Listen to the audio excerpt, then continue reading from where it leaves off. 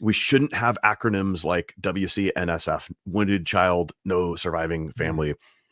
How would you respond to a Christian who might say to you, yes, Rob, we shouldn't have those things, but this is the real world and your idealism doesn't work here?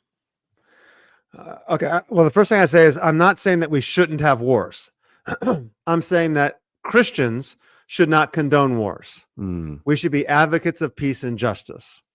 The second thing I would say is I'm saying that the ethic of Jesus is the ethic of peace and justice. Two verses that I discussed at some length, I think, on previous episodes was Matthew 26:52, where Jesus says, he who lives by the sword shall die by the sword.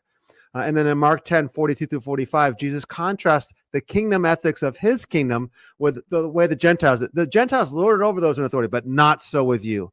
The first shall be last, and the last shall be first. The next thing I would note in that is that wars always benefit those in power. And they often come at the expense of the poor, the marginalized, and the oppressed. That's just the way it works. And that's what happens. So I'm not sure it's that advocating for peace and justice, saying that's what we should do, makes me an idealist. Maybe it does. I hope it means that I'm advocating for the kingdom of God and its ideals. And maybe you could say Jesus was an idealist, but I think it's the kingdom of God's ideals that we're advocating for and not the world's ideals.